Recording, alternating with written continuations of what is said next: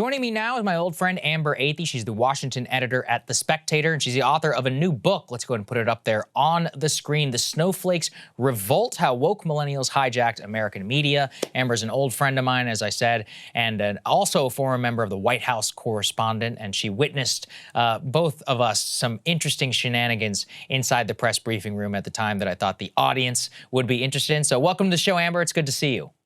Yeah, it's good to see you too, Saagar. Thanks for having me. Yes. All right. So let's dig into a little bit. We were talking a little bit before about the WHCA and what we can get into, how the entire system is rigged, something our audience is really interested in. What do you talk about in the book, and what did you witness there that you saw? Yeah, absolutely. I'm actually still a member of the WHCA, believe it or not. They haven't revoked my credentials yet. I know, it's truly amazing.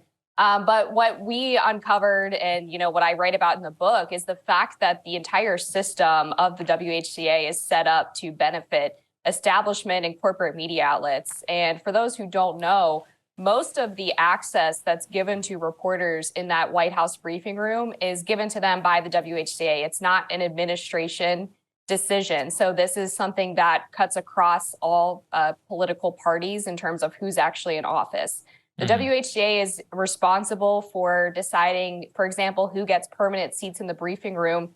And it wouldn't surprise anyone, I think, to hear that the corporate big outlets get the first two rows, which are, of course, the rows that guarantee you a question. And everybody else is either relegated to the back of the room, or in our case, Saagar, we actually had to stand in the aisle and just pray that the press secretary could see us around all of the cameras and all the other clowns who were in the briefing room on any given day.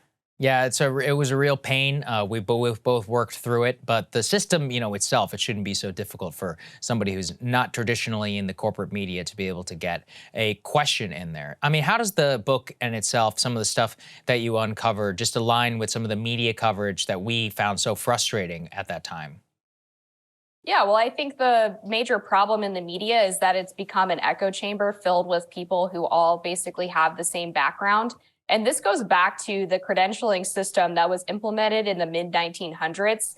One of the major problems with the underlying journalistic ethos of objectivity is that they also decided at that time that you had to have some type of higher education in order to be objective.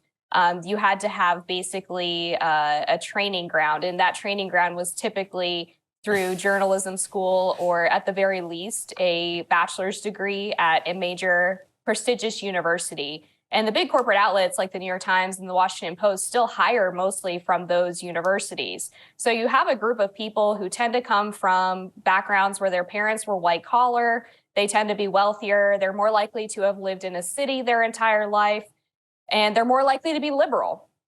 So everyone who's in that briefing room, for the most part, there's a 5-to-1 conservative split in terms of who actually gets a seat in the briefing room. Yep. They're all kind of asking questions from the same perspective. So that's why you hear over and over and over again, everybody is asking basically the same thing.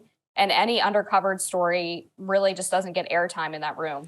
Yeah, I think it's really interesting too. If you take it out a little bit further, something we witnessed a lot was just the complete absence in a lot, not even editorially, but from the way that they approach news stories, is always from a framework that is both groupthink and also happens to align mostly kind of with establishment thought. So since the time that you wrote the book, do you think that things have gotten better or worse? It's kind of split. I was actually in the briefing room yesterday with Karine Jean-Pierre, and I heard basically the same thing that we would hear 5 years ago or 3 years ago when we were in the briefing room, which was question after question on the exact same topic. Yesterday, John Kirby was in there talking about this upcoming democracy summit. And they were asking, about which countries are allowed to be included and which ones aren't. And none of them were really asking interesting questions, except for Stephen Nelson, who was asking about the IRS's targeting of Matt Taibbi. And that was met with eye rolls from Karine Jean-Pierre, because how dare he actually go off script. But I will say, in terms of the larger media, there's been a bit of pushback recently against the illiberal progressives who have been trying to turn journalism into purely activism, specifically at the New York Times, when reporters sided with GLAAD, the LGBTQ plus advocacy organization, to accuse the New York Times of transphobia.